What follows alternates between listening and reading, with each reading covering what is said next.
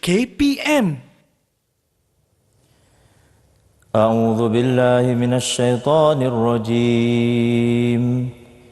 بسم الله الرحمن الرحيم.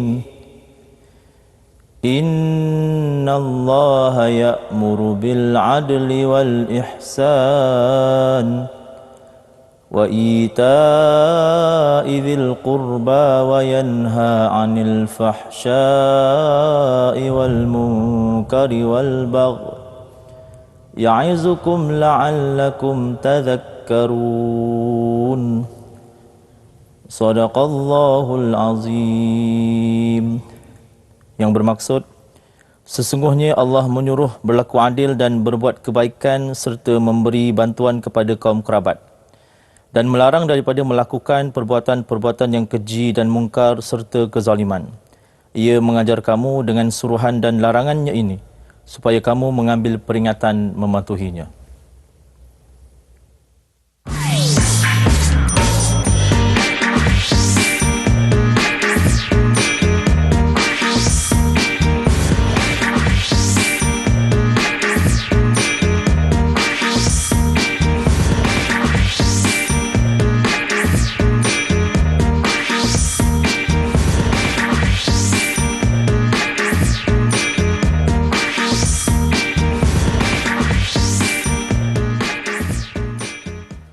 Assalamualaikum warahmatullahi wabarakatuh. Selamat datang ke slot menengah rendah bersama dengan saya Lokman Hakim. Tapi sebelum tu, untuk makluman anda penonton, sebentar tadi guru penyampai kita tidak memakai pelitup separuh muka kerana untuk memastikan sebutan bacaan Al-Quran dapat diperdengarkan dengan lebih jelas. Dan seperti biasa, jangan lupa untuk terus patuhi dan jaga SOP. Yang pertama, pakai pelitup muka.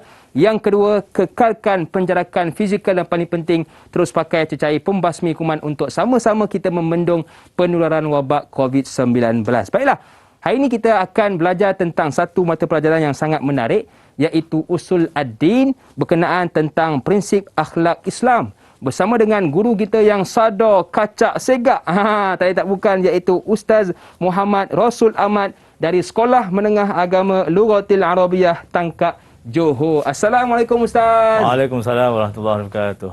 Amboi segak Ustaz. Segak hari ni Ustaz. Alhamdulillah. Alhamdulillah. Hakim pun apa kurangnya. Alhamdulillah. Terima kasih Ustaz kerana sudi bersama dengan kita semua pada hari ini. Baik Ustaz, sebelum kita nak bersembang lebih panjang, apa kata kita buat SOP dulu Ustaz? Okey, boleh insya-Allah. Okey, jemput Ustaz pakai cecair pembasmi kuman.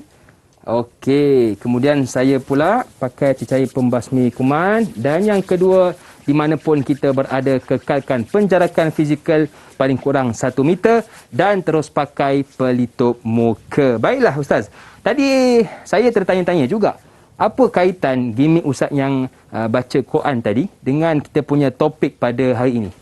Baik, bismillahirrahmanirrahim. Baiklah Hakim, tadi kalau kita lihat pada ayat Quran yang saya bacakan sebentar tadi, itu adalah ayat yang dipetik daripada surah An-Nahl ayat yang ke-90, yang mana dalam ayat berkenaan menceritakan berkaitan dengan ada 3 perkara yang sangat utamalah, sangat besar, yang mana membincangkan berkaitan dengan prinsip akhlak Islam.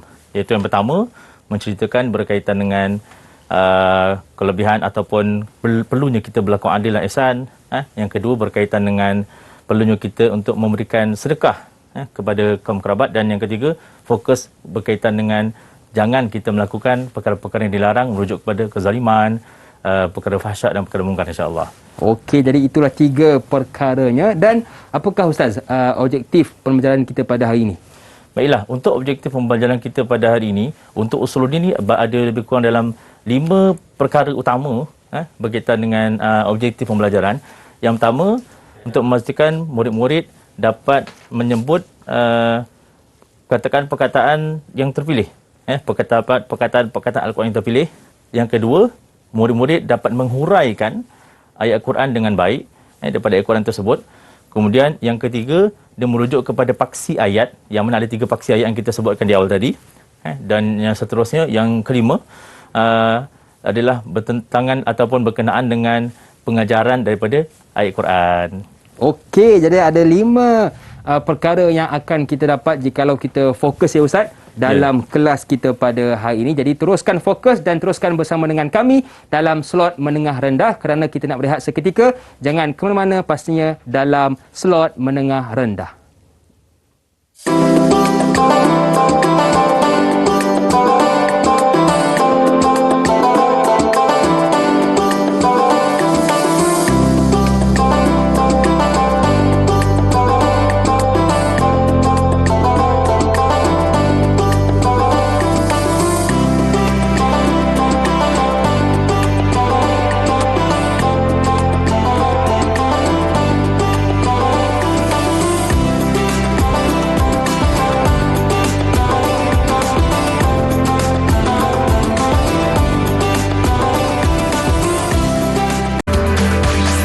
Didik TV KPM.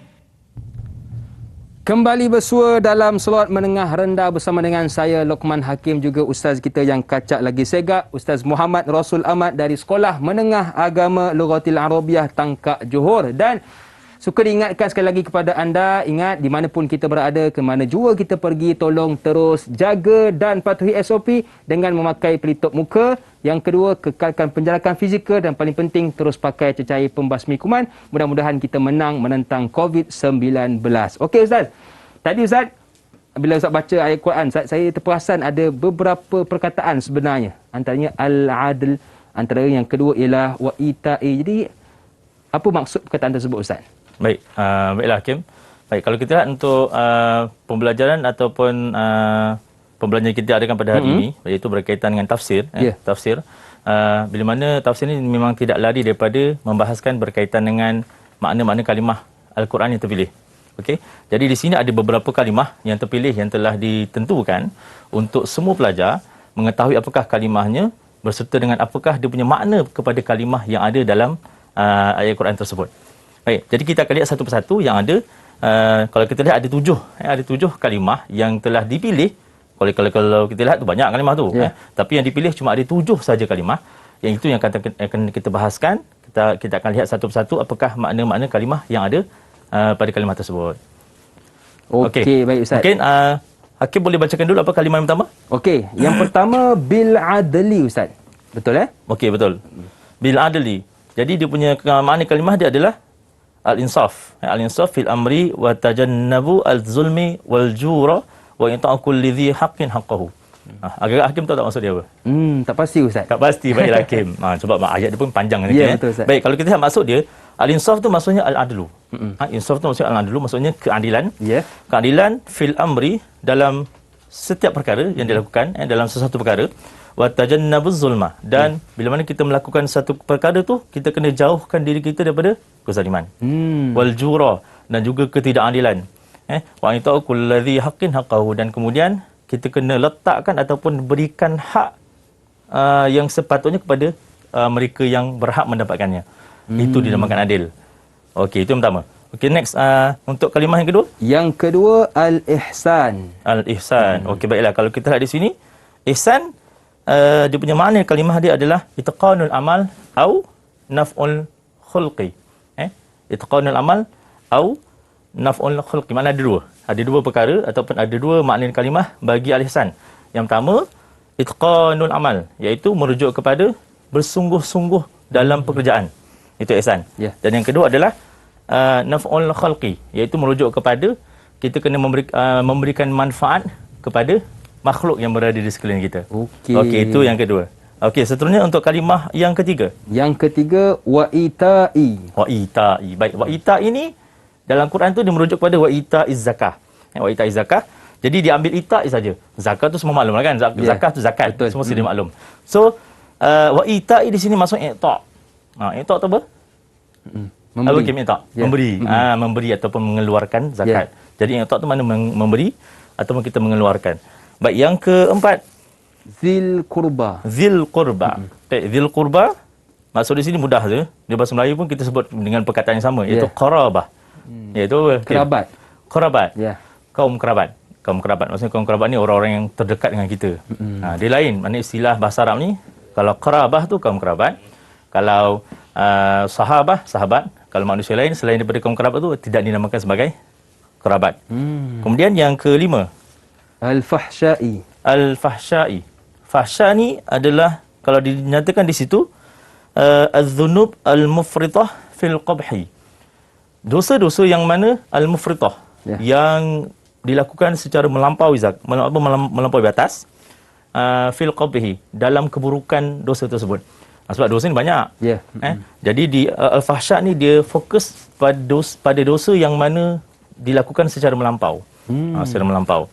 Tetapi ada istilah yang lebih melampau lagi lah. Kalau yang lagi satu, yang keenam tu. Itu yang lebih teruk lagi lah istilahnya. Iaitu wal-baghi. Wal-baghi. At-tatawul wat-tajabbur 'alan nas.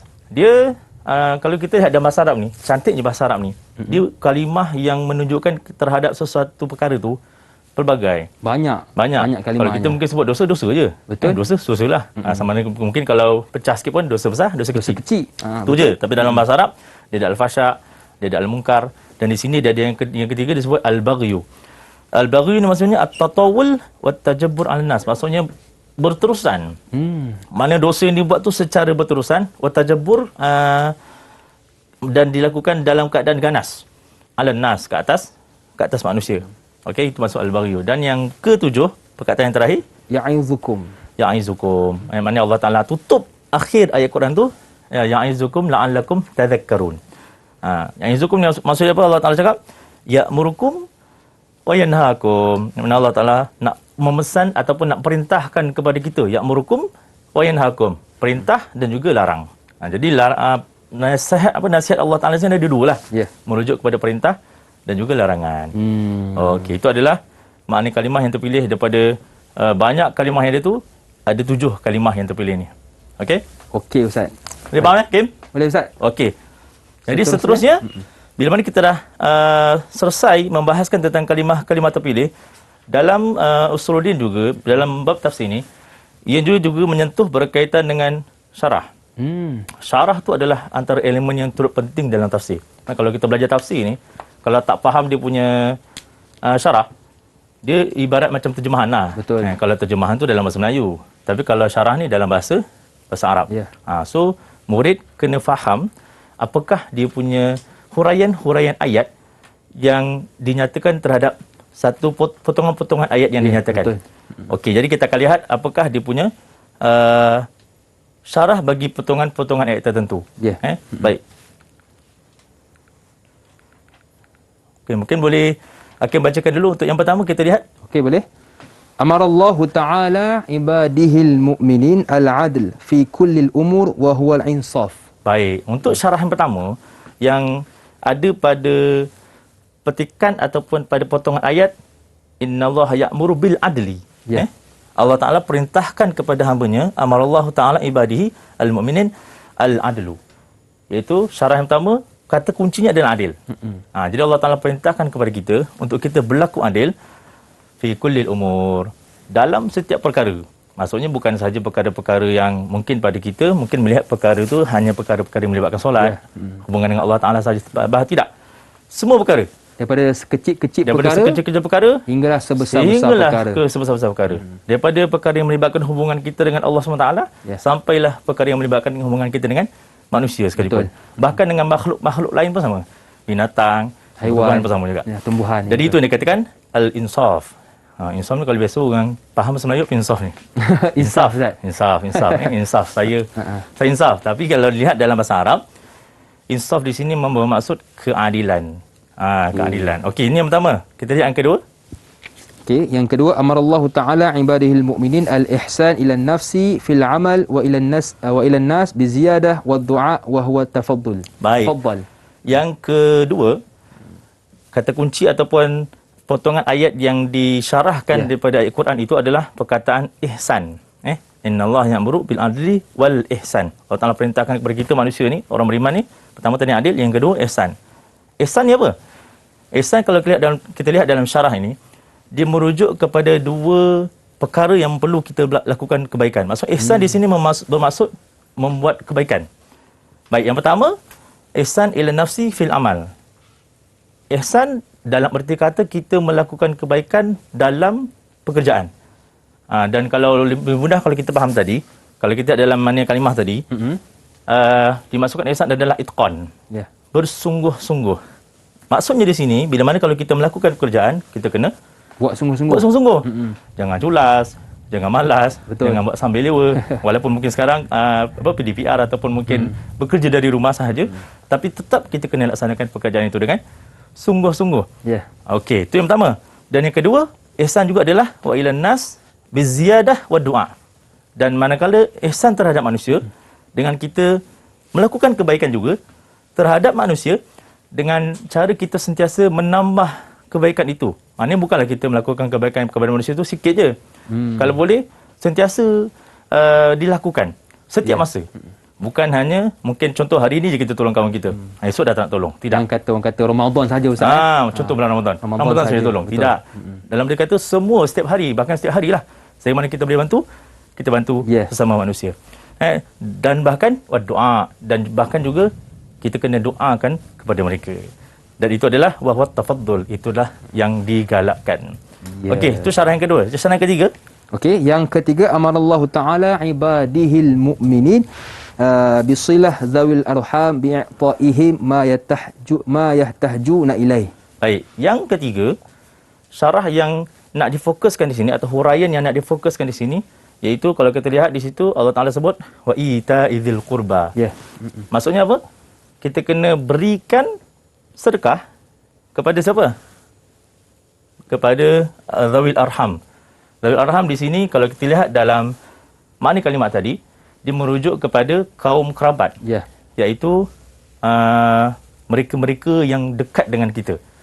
Kalau dilihat dalam syarah ni, yang dikatakan zawil arham ni merujuk kepada ibu bapa, isteri, anak-anak dan sebagainya. So, kalau kita lihat mungkin kita faham sedekah ni macam bagi sedekah pada biasanya masuk dalam tabung. Ya, betul. Contoh sekarang isu di Palestin, bagi Palestin. So bagi yang jauh-jauh je kita bagi. Tapi yang dia dekat, yang orang paling dekat dengan kita, kita tak bagi. Jadi yang utamanya Allah Taala perintahkan kepada kita bagi sedekah tu pertama kena jaga hubungan dengan zawil arham.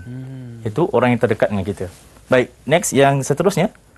Syarah yang keempat. Okey, seterusnya وَيَنْهَاهُمُ taala an kulli qabih minal amal wal qawli wa jami'i ma ankarahu syara'. Baik, yang keempat, antara potongan ayat yang turut disyarahkan ataupun dihuraikan di sini, iaitu Allah Taala menyebut tentang 3 perkara. Wa yanhaakum anil fahsya'i wal munkar wal baghi. Ya. Okey? 3 perkara. Iaitu Allah Taala melarang kepada kita daripada melakukan semua jenis kejahatan, keburukan, minal amal wal qaul. Yang mana kejahatan dan keburukan ni merangkumi 2, perbuatan dan juga percakapan.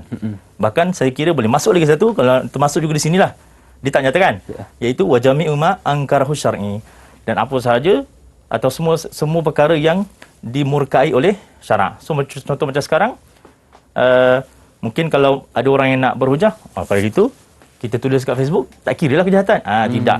Apa sahaja yang dilarang oleh syarak, termasuklah kita menulis di media sosial, apa sajalah kan, di WhatsApp, itu juga dikira sebagai kejahatan. Oh, itu pun dikira Ustaz. Kena hati-hati lah Ustaz. Kena sebelum hati-hati nak tulis. juga. Ya, betul. Berfikir dahulu sebelum bercakap dan menulis. Okey, dan yang terakhir. Okey, yang terakhir, fayunabbi'uhum bihi likay yatta'izu wa yatasalliku sabiliha wa ya'malu bima ja'a biha. Baik, dan yang terakhir kalau kita lihat penutup kepada ayat yang pendek ini, ayat ini pendek je. Tapi dalam ayat yang pendek ni Allah Taala rangkumkan prinsip-prinsip akhlak Islam yang sangat baik sekali untuk kita sama-sama hayati. Dan penutupnya Allah Taala cakap apa? Allah Taala ingatkan kepada kita fa yunabbihuhum bihi likay yatta'izu wa yatasallaku sabilaha wa ya'malu bima ja'a biha. Allah Taala pesan, Allah Taala ingatkan kepada kita, beri amaran kepada mereka atau kita semua likay yatta'izu. Allah Ta'ala sentiasa memberikan pesanan. Pesanan kepada kita. Wa itasallaku sabilah, dan Allah Ta'ala juga minta kita supaya sentiasa berada di jalan yang betul. Iaitu jalan yang melakukan kebaikan dan segala macam benda-benda yang disuruh oleh perintah Allah Ta'ala. Wa ya'malu bima ja'a biha. Dan seterusnya, hendaklah kita mengamalkan dan melakukan perkara-perkara yang memang datang daripada Allah Ta'ala yang diperintahkan oleh Allah SWT. Itu adalah syarah ataupun huraian yang mana menghuraikan ayat yang pendek saja tapi merangkumi hampir 5 huraian yang ada daripada ayat tersebut. Okey Ustaz, jadi itulah orang kata kesimpulan kepada ataupun dia punya ulasan tentang ayat yang Ustaz bacakan sebentar ya, tadi. betul. Jadi apa pun yang kita ingin lakukan, buat sungguh-sungguh Ustaz dan Ya, betul. fikir dahulu sebelum kita lakukan, kerana Allah sentiasa perhatikan walaupun sekecil-kecil perkara, dan benda tu niat Ustaz Ya, walaupun betul. niat kita Allah nampak. Ke niat Allah tak nampak Ustaz? Niat pun Allah nampak. Nampak, Ustaz? Nampak juga. Sirran wa alaniyah. Maksudnya Ya. sirran tu dalaman, alaniyah luaran lagi lah Allah nampak kan. Mungkin orang nampak, orang mungkin kebanyakan yang menyangka, Allah Ta'ala nampak yang luar je. Kalau dalaman tak nampak. Tidak. Innamal a'malu binniat. Sebab itulah dalam hadis pun Nabi sebut, sebaik-baik ataupun sesuatu amalan tu akan dimulakan dengan niat. Sebab apa? Niat tu sangat penting. Bahkan Allah Ta'ala melihat segala apa yang kita niatkan tadi tu. Okey, jadi niat pun kita kena jaga-jaga, kena sentiasa niat untuk perkara yang baik. Baiklah, kita lihat seketika. Jangan ke mana-mana, teruskan bersama dengan kami pastinya dalam slot menengah rendah.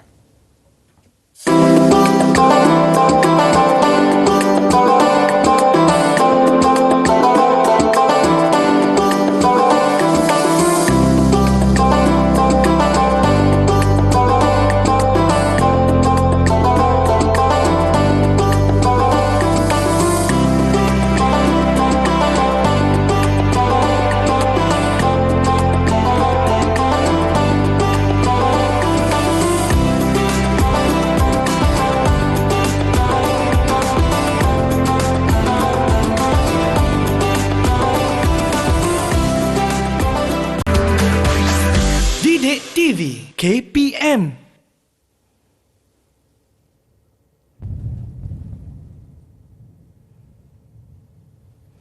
Okey Ustaz, saya tengok banyak barang atas meja ni Ustaz. Ada topi, kasut, beg duit, kunci. Ini semua untuk apa Ustaz? Baik Hakim. Jadi untuk barang-barang yang ada dekat atas meja ni, ini adalah barang-barang yang mana kita nak kaitkan dengan paksi-paksi ayat yang ada pada ayat Quran yang kita bahaskan pada hari ini. Oh, paksi-paksi ayat. Paksi-paksi ayat tu apa Ustaz?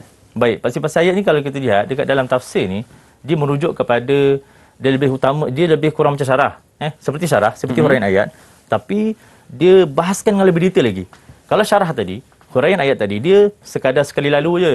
Kita sebut sekali lalu sahaja. Tapi kalau yang muhawirul ayat ataupun paksi-paksi ayat ni, kita kupas dengan lebih mendalam lagi untuk setiap satu daripada 3 paksi yang ada dekat dalam ayat Quran tadi tu. Itu yang kita nak bahaskan. Jadi dia ada kaitanlah dengan kita punya kasut, topi ini dan juga beg duit dan kunci Ustaz Ya, betul. Okey, baik. Jadi untuk yang pertama Ustaz? Okey, yang pertama kalau kita lihat, paksi ayat yang pertama iaitu al-amru bil adli wal ihsan. Mana tadi pun kita dah lihat pada huraian ayat tadi pun dah ada disyarahkan sedikit atau dihuraikan secara orang cakap sekali imbas sahaja berkaitan dengan apakah dia adil, apakah dia ihsan. Jadi kita nak kupas pada kali ini dan pada muhawirul ayat ni kita nak detailkan lagi apakah dia yang perlu ataupun apa yang Allah Ta'ala perintahkan kepada adil dan ihsan ini. Baik, kalau kita lihat melalui barang yang saya bawa pada hari ini, iaitu topi dan juga kasut. Baik, apakah kaitannya kasut dengan topi? Kalau kita lihat pada topi dan kasut ni, nak kaitkan dengan adil. Saya nak kaitkan dengan adil, iaitu bagaimana topi yang murah harganya, biasa topi ni murah lah kan? Okey. Manakala kasut yang biasanya harganya mahal, ratusan ringgit, bahkan mungkin cecah ribuan ringgit. Bagaimana kasut yang berharga ribuan ringgit, kita pakai di kaki dan kita bijak-bijak lah harganya kan. Sedangkan kalau kasut, kalau topi, harganya yang murah, kita junjung, kita muliakan dia, letak di atas kepala. Jadi, di situ kalau kita lihat, sekadar satu analogi sahaja. Mana kita nak lihat di sini, perbandingan itu nak menyatakan kepada kita, berkaitan dengan adil ni, satu perkara yang begitu, apa cakap, kadang-kadang tak masuk akal lah. Kadang-kadang tak masuk akal. Tapi bukanlah maksudnya di sini kita nak menyatakan bahawasanya salah beri kasut yang harga mahal. Dan kalau beli kasut mahal, kita tak bijak simpan dekat dalam almari, tak juga. Sebab kalau dari sudut kualiti pun kalau kita lihat, memang kasut yang mahal tu dipakai ataupun dibeli sebab kasut yang mahal ni kebiasaannya ada kualitinya. Lebih selesa. Lebih selesa, kualiti, dan kita pakai akan tahan lama. Betul. Berbanding kalau kita beli yang murah. Itulah Cuma kita nyatakan sini, dari sudut adil, bukanlah kita nilai begitu. Kalau anda kata kita nilai adil tu dengan cara harga, memang tak masuk akal lah kan. Beli mahal bijak. Tak guna Betul, juga. Ustaz, betul. Tapi, adil yang kita nyatakan di sini, sebagaimana yang Allah Ta'ala nyatakan dalam ayat Quran tadi, adil tu adalah dengan kita meletakkan pada tempatnya. Dan kita berikan hak tu kepada orang yang berhak untuk menerimanya. Itu yang dikatakan adil. Contoh macam dalam keluarga, ada anak perempuan, ada anak lelaki. Betul. Dan kalau kita sebagai ayah ataupun sebagai ibu bapa nak belikan sesuatu untuk anak kita yang ada anak lelaki, ada anak perempuan, adakah dengan kita membelikan satu barang yang mesti sama untuk lelaki dan perempuan? Tak. Mesti Untuk lain, mainan Ustaz. kan, patung. Takkan nak belikan anak lelaki dengan patung juga. Betul. Maka itu bukanlah adil yang kita nak bahaskan di sini. Tapi adil itu adalah kita meletakkan sesuatu pada tempatnya. Itu yang dinamakan adil. Tapi kalau kita buat macam tadi, maksudnya beli anak patung juga untuk anak lelaki, itu yang kita dah masuk kepada satu bab yang dikatakan zalim. Yalah, sebab kita memberikan anak patung kepada anak lelaki. Tak kena pada tempatnya, Tak kena Ustaz. pada tempatnya. Baik, itu adalah berkaitan dengan adil. Baik, kemudian yang kedua, yang turut dibahaskan ataupun paksi ayat yang dibincangkan di sini adalah berkaitan dengan ihsan. Ihsan ni kalau kita lihat banyak. Dia satu skop yang sangat luas. Bahkan dalam satu hadis pun Nabi sebut, ihsan itu adalah anta'budullaha ka'annaka tarahu fa in lam takun tarahu fa innahu yaraka. Atau kama qala Nabi SAW. Maknanya ihsan ni kalau kita Nabi sebut, ihsan tu seolah-olah kita beribadah tu seolah-olah kita nampak Allah Ta'ala. Tapi kita tak nampak Allah. Tapi yang pasti Allah Ta'ala nampak kita. Fa innahu yaraka. Itu paling pasti. Baik, itu ihsan yang luas lah, besar maksudnya. Tapi yang nak dibahaskan ataupun paksi ayat yang dibahaskan di sini berkaitan dengan ayat Quran ni adalah, tadi pada syarah pun kita dah sentuh sikit, iaitu yang pertama, ihsan dari segi pekerjaan, iaitu itqan.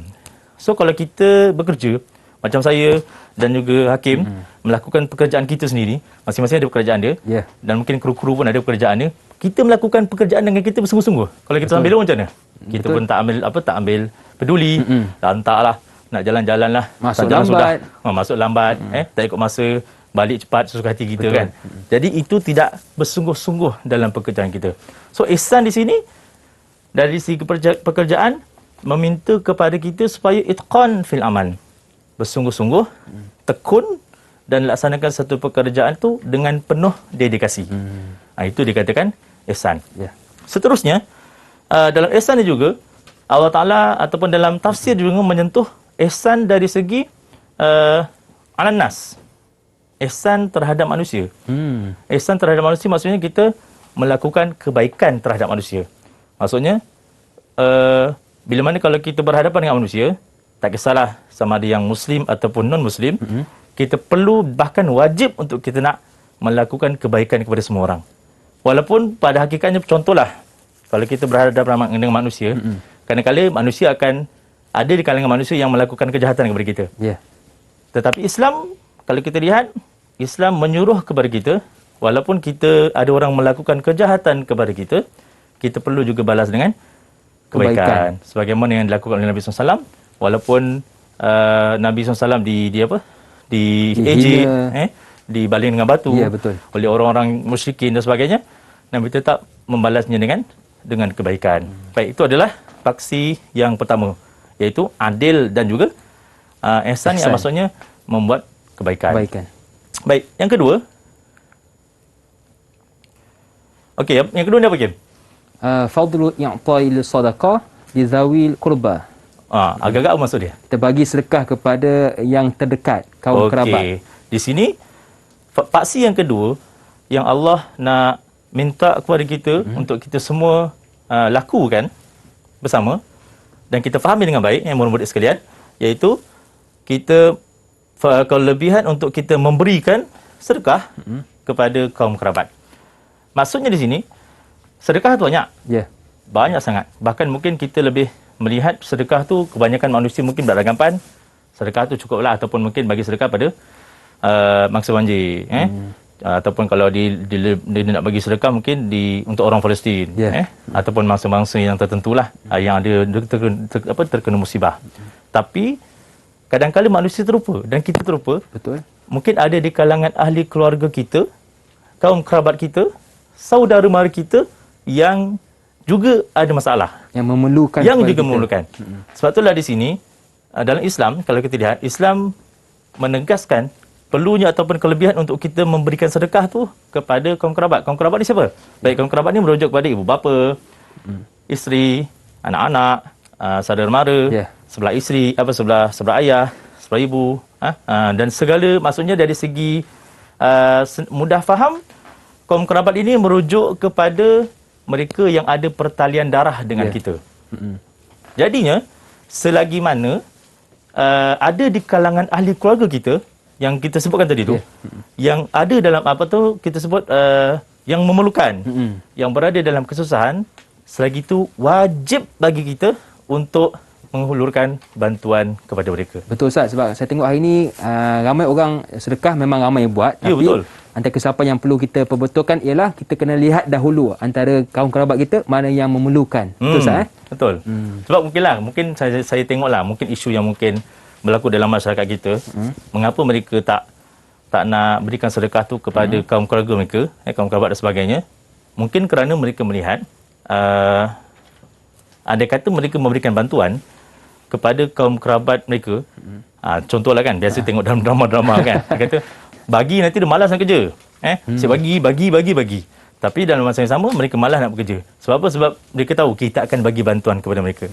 Jadi itu mungkin antara alasan yang biasa kedengaran lah. Mereka-mereka yang bukan tak nak, dia pernah bagi, tapi bila mana dah bagi sekali, istilahnya dah bagi minta lutut, minta lutut pula, macam itulah istilahnya. Maksudnya dah bagi betis, dah bagi betis, minta paha, macam tu. Maksudnya sepatutnya orang yang dibantu tu pula, dari satu segi, kita contohlah kalau kita berada dalam kesusahan dan ada di kalangan ahli keluarga kita bantu kita yang menerima bantuan tu, alhamdulillah, itu memang satu kesyukuran lah sebab kita menerima bantuan daripada mereka. Tapi dalam masa yang sama, kita selaku orang yang menerima bantuan, kita juga kena usaha untuk nak mengubah dari segi kita punya kehidupan. Takkanlah kita nak berharap daripada bantuan semata-mata, macam itulah.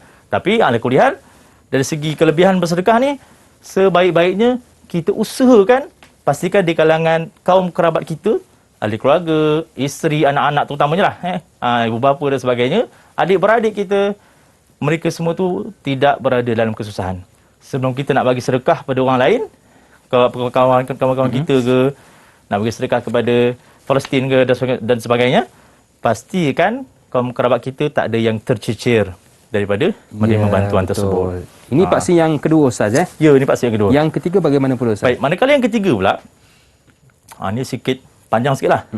Dan sedikit dia merujuk kepada ataupun nak membahaskan pada tiga perkara. Iaitu an-nahyu anil fahsya wal munkar wal baghi.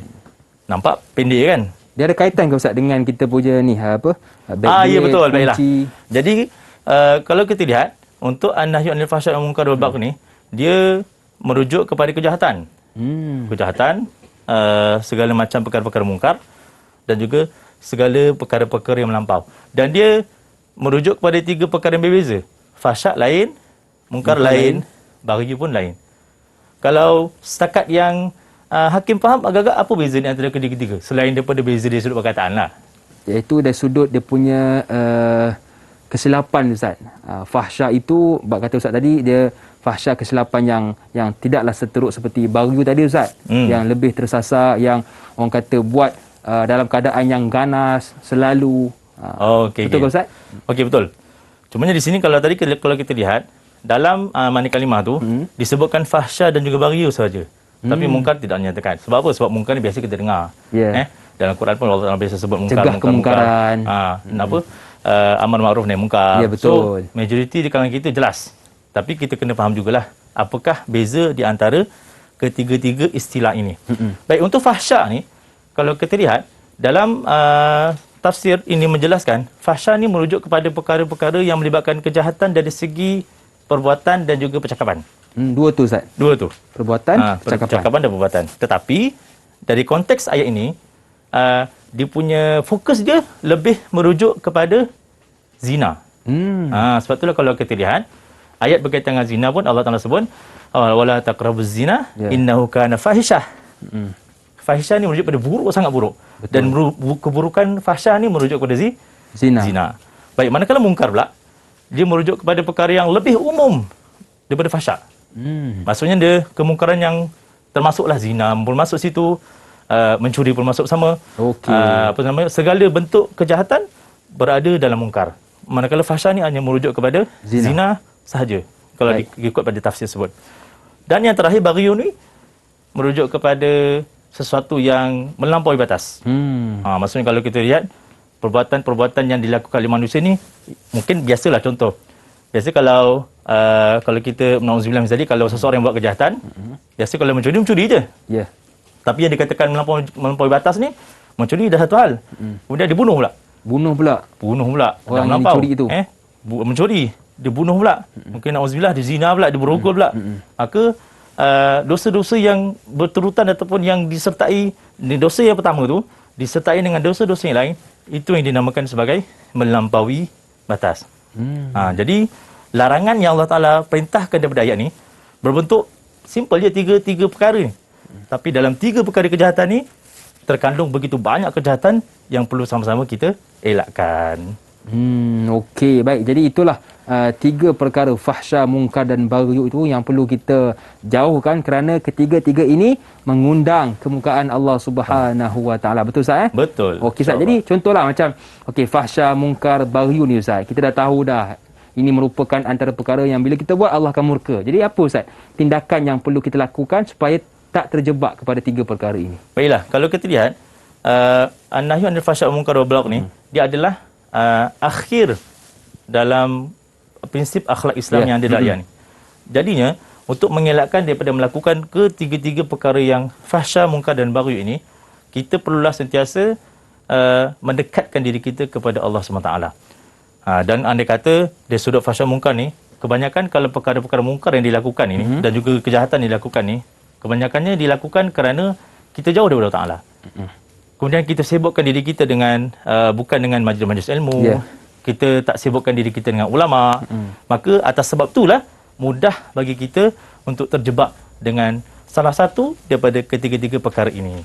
Okey, jadi untuk kita dijauhkan daripada tiga perkara ini, jom sama-sama kita dekatkan diri dengan Allah Subhanahu Wa Taala. Baiklah, banyak lagi yang ingin kita bincangkan bersama dengan ustaz kita, tetapi kita nak rehat seketika. Boleh ke ustaz? Boleh, insya-Allah. Jangan ke mana-mana, teruskan bersama dengan kami pastinya dalam slot menengah rendah.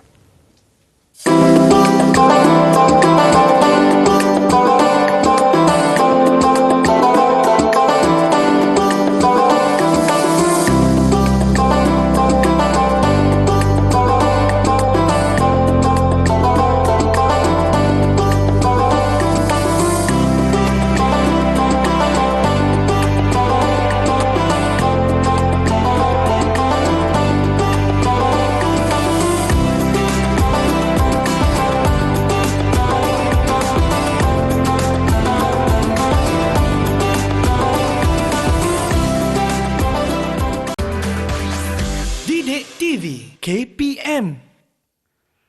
Masih lagi bersama dengan saya Luqman Hakim, juga Ustaz Muhammad Rasul Ahmad dari Sekolah Menengah Agama Lughatil Arabiah Tangkak Johor. Baiklah Ustaz, banyak yang telah kita belajar pada hari ini dari sudut ma'anil kalimah mukhtarahnya, syarah ayatnya, mahawirul ayat, paksi ayatnya. Jadi Ustaz, kita pun sudah berada di penghujung kelas.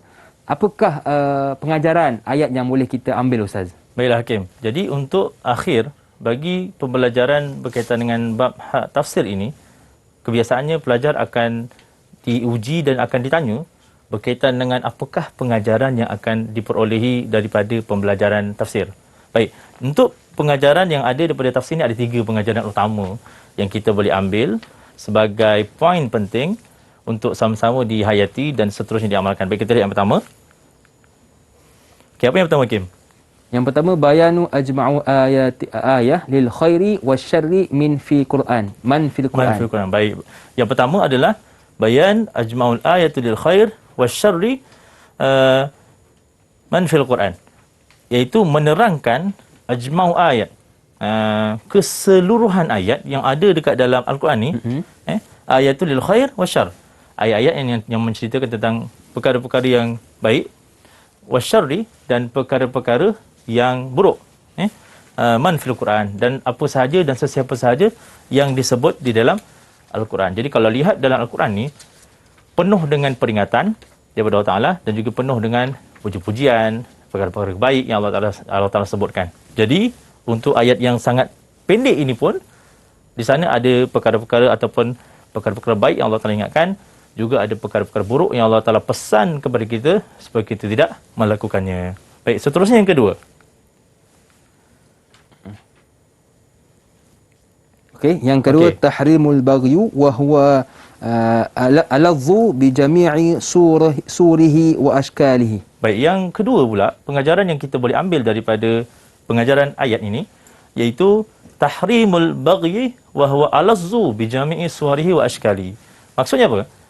Tahrim, pengharaman ataupun haram untuk kita melakukan al-baghyu, untuk kita melakukan perkara-perkara yang disebut sebagai perkara yang melampaui batas, wa huwa aladhu.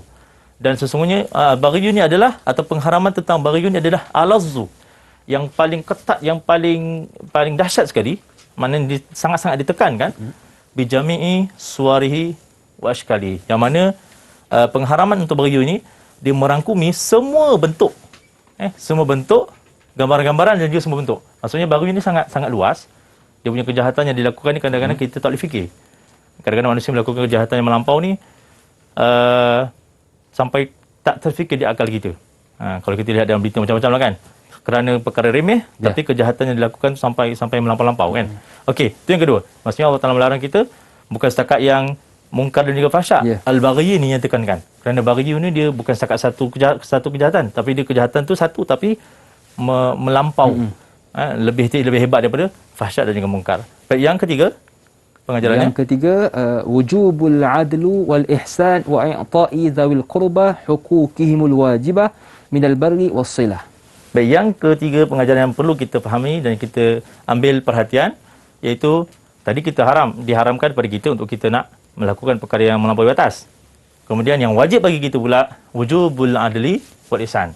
Iaitu pertama, wajib bagi kita melakukan ataupun berlaku adil dalam segenap perkara yang dilakukan. Kemudian ihsan, dan kita berbuat baik dalam pekerjaan, sesama manusia. Kemudian seterusnya wa i'ta'i dzawil qurba. Kemudian kita bersedekah kepada siapa? Kepada kaum kerabat yang terdekat dengan kita. Huquqihimul wajibah. Yang mana memberikan sedekah pada kaum kerabat ni hukumnya apa? Wajibah. Hukumnya adalah wajib. Andai kata kita tidak melakukannya, maka kita boleh berdosa lah. Dan andai kata dituntut di akhirat, kita yang akan dituntut terlebih dahulu sebelum orang lain. Dan ini kewajipan ini juga adalah minal barri wassilah. Dia merangkumi perkara-perkara yang kebaikan, al-barri, dan juga wassilah, dan juga berkaitan dengan perhubungan, kekeluargaan, pertalian darah dan sebagainya. Baik, ini adalah pengajaran yang ada pada ayat Quran yang kita bahaskan pada hari ini. Baik, seterusnya Kim, untuk akhirnya kesimpulan, saya nak ulang balik. Sama-sama kita nak ulang balik daripada awal tadi, berkaitan dengan makna kalimat, berkaitan dengan syarah, kemudian berkaitan dengan mahawir ayat, dan juga yang terakhir berkaitan dengan pengajaran. Jadi, cuba Hakim sebutkan dua daripada pengajaran, dua daripada makna kalimat yang Hakim boleh ingat. Antara yang saya ingat ialah yang pertama, wa'itai. Iaitu i'ta'i. Maknanya iaitu kita memberi. Okey. Yang kedua? Yang kedua ialah zil qurba ataupun qarabah, iaitu kerabat, kaum kerabat kita yang terdekat. Kaum kerabat. Okey, baiklah, bagus.